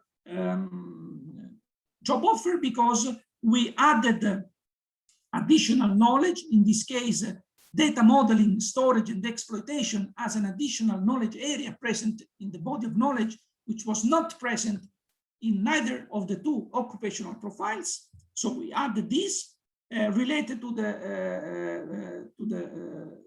related knowledge area, and also we added an additional soft skill, very important for us, which is fluency in written and spoken English. Again, the BOK visualization and search tool allowed us to make a deep analysis, guiding us in the process to customize our job offer.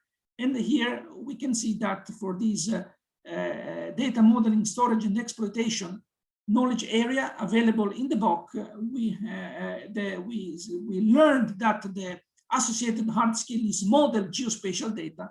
Again, exactly what we were looking for. So at the end, we used the flexibility of the tool to enrich and to further customize our job offer, adding the application domain from the ISED, the transversal skill from ESCO, in which we added also our additional soft skill, fluent in written and spoken English, and then also using other functionality of the tool to list which are the data we feel important, and also the tools and other aspects. Then we were ready to start the selection process. We received the 4 applications of our job offer, schematized here. And then we used the BOK annotation tool and the BOK matching tool. We used the BOK annotation tool to annotate the 4 CVs, and we used the BOK matching tool to match our job offer with the 4 annotated CVs.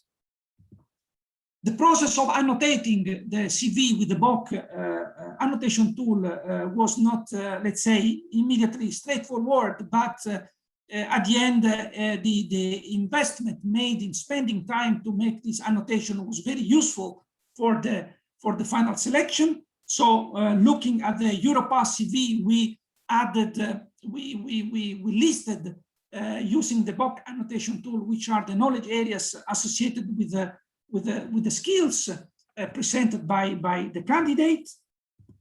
And this is the final result of the BOK annotation tool, allowing to to list all the knowledge areas. So finally, using the BOK matching tool, which allowed us one by one to match our job offer with the 4 annotated CVs. When we came to the let's say the most applicable one, we saw here as a result that there were a lot of knowledge areas matching.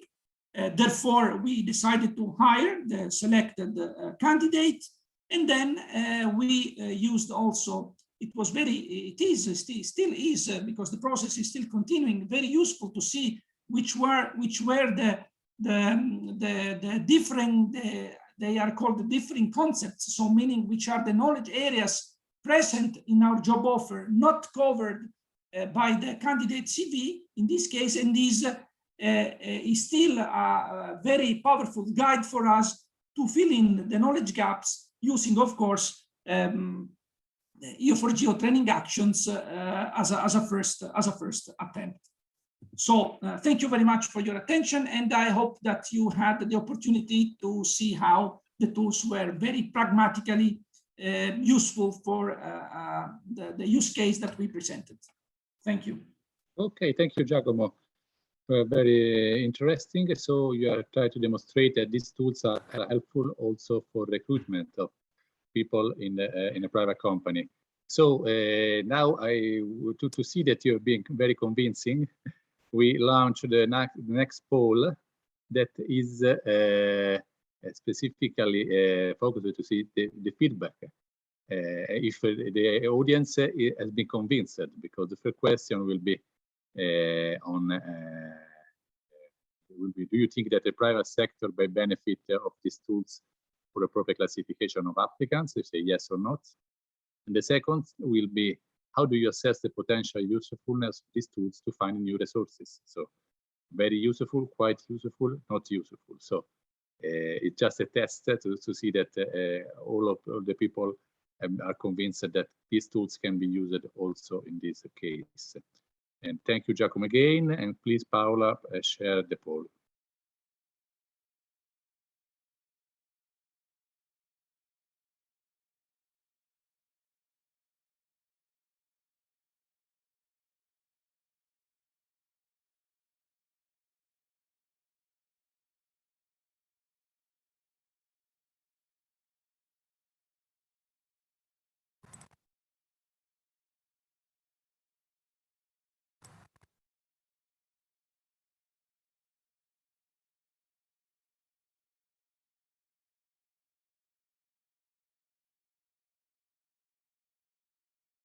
Wait 1 second.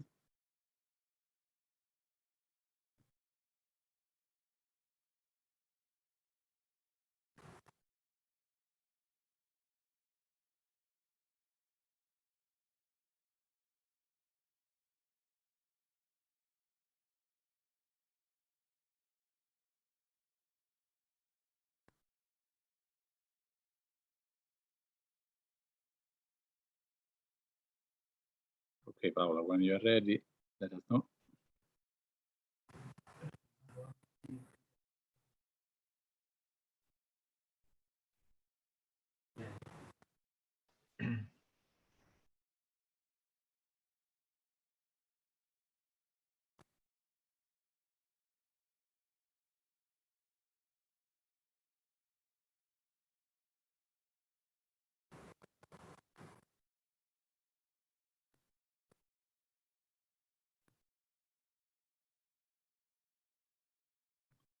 I think we need some second more.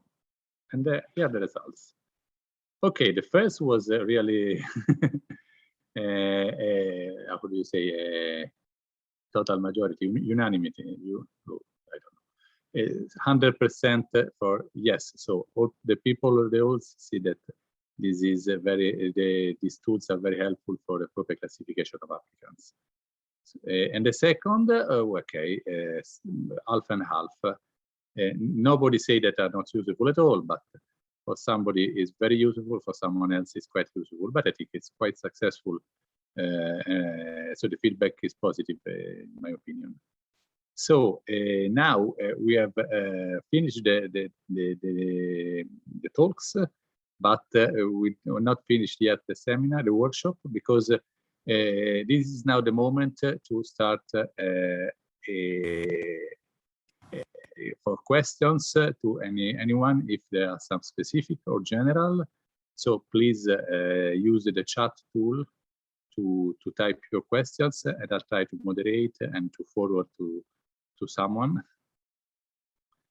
If there are, then after this, let's say, open debate, we will give the floor to Danny for final considerations about this workshop and the results that are coming from this workshop. So don't hesitate to ask your question, and don't be shy. Okay, the chat tools overcome the problem of when you're shy. If there are, otherwise, if everything was clear, it's also fine. I don't see for the moment any.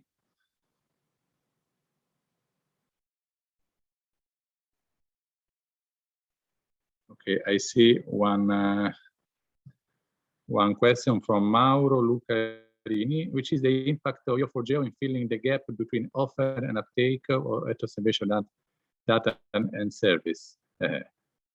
Which is the impact?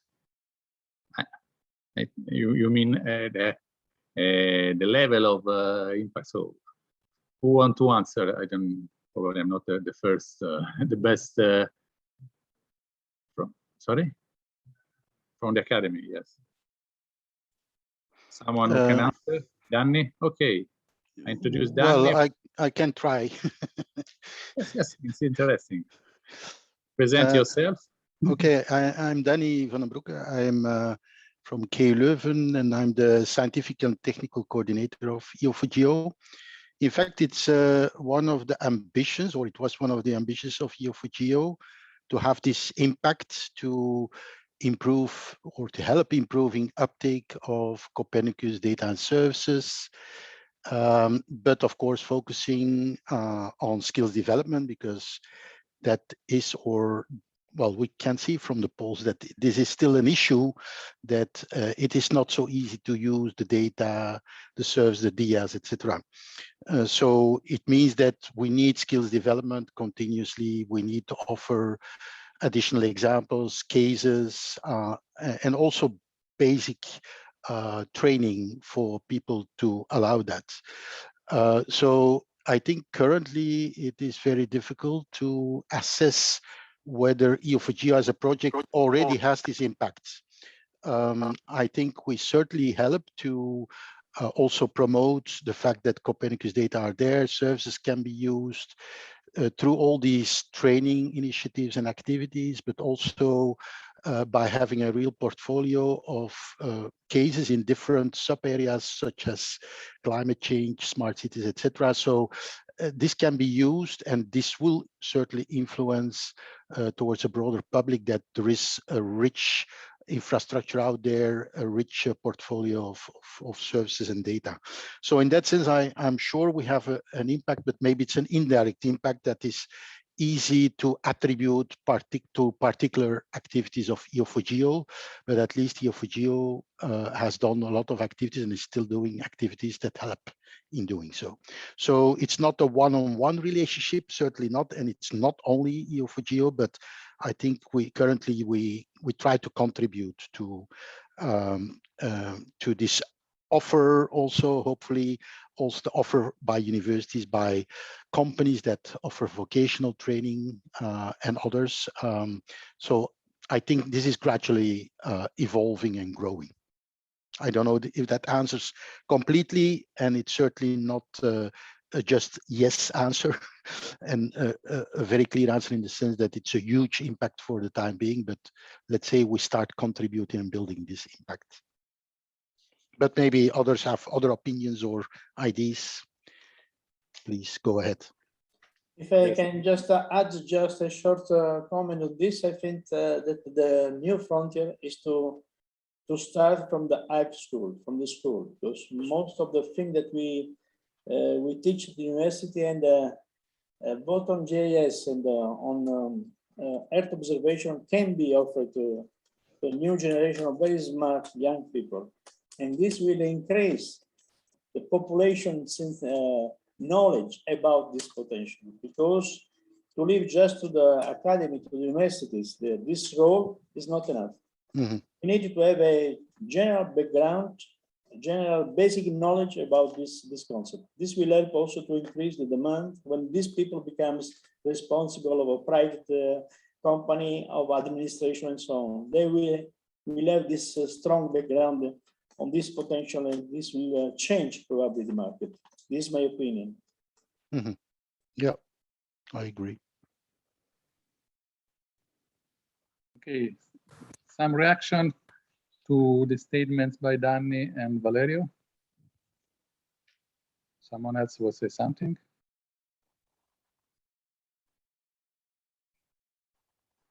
It seems that Mauro was satisfied about this question, his answer. Well, we can discuss further afterwards anyway. Yes, and I know, okay, theoretically the workshop should end in 4 minutes, so Yeah. probably it's better that if there are no other questions in the, okay, Mauro say thank you. In the chat, Okay. maybe then you can continue with the sort of final conclusions. Yeah. Yeah. Thank you, Luca. First of all, I want to thank you and the team of ISPRA for preparing the workshop, the online workshop. Even in 2 hours, we can present and discuss many things. I think the whole 2 hours, the whole workshop has shown that there are already interesting results of EO4GEO. I will just go quickly through some things that were striking when I was listening to the presentations. First, we had Milva introducing EO4GEO, and already by introducing EO4GEO, it becomes clear that it's a very ambitious project, also beyond the project lifetime.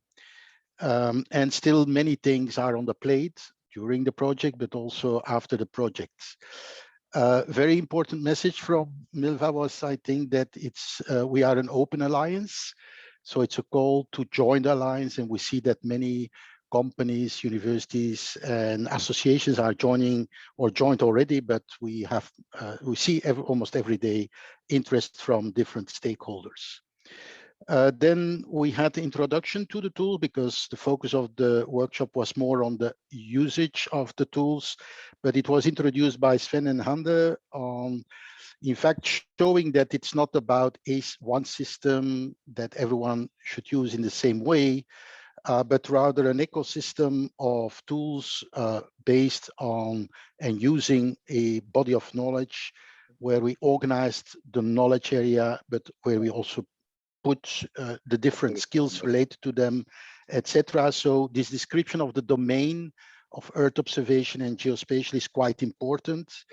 And then we see that there are a series of tools that can then exploit and help organizations, not only private companies, but also universities, associations, not-for-profit or NGOs, organizations, etc. So it's a rich portfolio. It is open, it can be extended, and we see that together with the use of Periscope, which was presented by Vito, we can really also integrate the exploration of the use of data in real cases. It's also not for Periscope, it's not only for high-tech people, but can be also for people that maybe are not top experts in Earth observation. And so there are other related tools as well. So this, I think I learned that we have a rich portfolio of tools and that can support a lot of activities from both private sector, public sector, academic sector, etc. And then, of course, not to forget the rich offer on training actions. Although there I learned also that this should be also focus of the future, that we have more training materials and training actions available. And then came Barbara, which showed a very interesting example of the use of a curriculum design, of the curriculum design tool for a summer school, which is not just a course module, but a more complex setup. I was very interested in the way they have done that. international, taking into account COVID, but not just presenting and providing a traditional training, but rather working in groups, group work with different choices spread over a longer period. So it's more work, that's what I learned, but it's more promising and it is also very interesting for the students, especially also the problem-based or case-based approach where you have real cases, not only zooming in directly on the technology, but also on, well, a new didactic approach where you discuss the problem, where then you see how Earth observation and geospatial data and technologies can help to solve the problem. So also the fact I heard from her, flexible ways of teaching, so not the standard way, working on many examples. And one of the examples was also something that we know DigiDefis, hosting the Copernicus program, is very keen on to have also in the future, is the international examples and work. So I heard from Barbara that this was one of the cases on Africa, not only there. And then I will skip the poll, coming back to the polls at the end, that Valerio stressed for me a very important thing is this local and regional connection and working at local and regional levels, also using local language, but also the cases are really tailored and not found or developed by the teacher or the professor, but rather together with the learners and the students. So I think the connection between the teaching or the hosting university or organization that is offering education and training with the public authorities, with the staff that needs to be skilled, upskilled, reskilled, is quite important. And the fact also that they found out with Unibas that there is really still a need for more skills development, and that was also confirmed, by the way, by the polls, is still at the middle of all the discussions. It is still difficult to find the right training, the right offer. So the more tailored offerings is something for the future, I think. And that was stressed by Valerio. And also there, in that case, it was clear that the tools could help to prepare, to develop, etc., but that you are not focusing on standard approaches or offers, but rather on a flexible approach.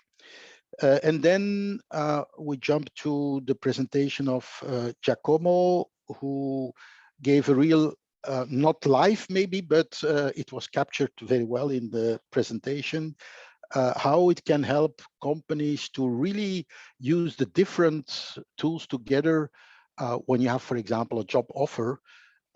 Also, when you want to compare CVs, or when you want to compare a job offer with a CV, or when you want to compare any resource, the tools that are ready now and part of the ecosystem are quite powerful. So you can use them also, again, the flexibility is there. You can use them in a flexible way. And also the tools is not only the tools themselves, but also offering already curricula. It's offering already job description. It's already offering occupational profile descriptions that can be also reused to start from. Not everyone has to restart from scratch. So that's the important things I want to mention. If we look quickly to the polls, then it seemed that most participants are really asking for more online training, 64%. These use cases are very important, and that reminds me that we might focus also in the future more on a use case portfolio. Also 64% were stressing that. The second poll still highlighted the fact 50% of the people that is still a problem of lacking skilled people. The skills are not yet enough developed. While 56% still mentions the difficulty for, not maybe for the experts, but for a wider public to access and use Copernicus data, tools, etc. And then the last poll was also clear, of course. 100% said, okay, for private sector, these tools are beneficial, and potentially even 50% there's a big potential even there. I want to end because it's already 4:05, is what is next steps now. So we will put some of, were not many discussions, but some of the feedback through the polls and other materials together, maybe in the report of this workshop. But also, I would say EO4GEO is not stopping at the end of this year as it was foreseen, but it continues till June, end of June 2022. We are currently really progressing well in developing a long-term action plan, and it should be also for non-EU EO4GEO partnership that we are open, we are inclusive. So please become associated member if you are not yet. And you will be involved also even in the further development of the long-term action plan. And in the future, we really see it's an ambitious plan on a strategy that will be made publicly available. It's quite ambitious, and there will be place for many more partners than we have currently in the alliance. And also, we should mention that actions and training actions are ongoing. There are a few still open. There might be also a few new ones. Please visit regularly the website of EO4GEO for new events. And I think there will be even a few workshops over the next couple of weeks. But please follow the website to have information, the last information, and also subscribe for the newsletter, I would say. And that's it from my side, I think. Thanks to all to participate. I saw at a certain point in time 61 people, so that's not bad at all. In view of the fact that there are so many offerings nowadays online of workshops and meetings that are interesting, so 61 people is not so bad. Yes, thank you, Luca. Thank you, Danny, for these final statements. It's a very nice conclusions. Yes, I agree that the workshop was successful in terms of participation, etc. I ask to everybody, please compile the evaluation questionnaire. You have the link in the chat. It's very important for many reasons. So it takes just really a few minutes, a few seconds. It's very short, but it's very important. And as you understand, your feedback is also for the workshop will help us to make something better in the next future. So compile this, and only when you have compiled it, you can shut off and leave. Of course, you receive there will be a link for the registration, the record of this workshop. So somebody that for some reason has not been able to join the workshop now will be able to follow to see it in sometime after. But so it's okay. Milva has put in the chat the web address where you will find some more information. So I don't think we need something more. And I think we are ready to close this workshop and thank all the speakers, of course, at first, but also all the participants that have spent this time with us, and hopefully that it was helpful for all of you. Okay, enjoy, good luck, and good evening. Thank you very much for excellent organization. Thank you. Bye. Thank you. Bye-bye. Thank you, bye-bye. Goodbye, everyone.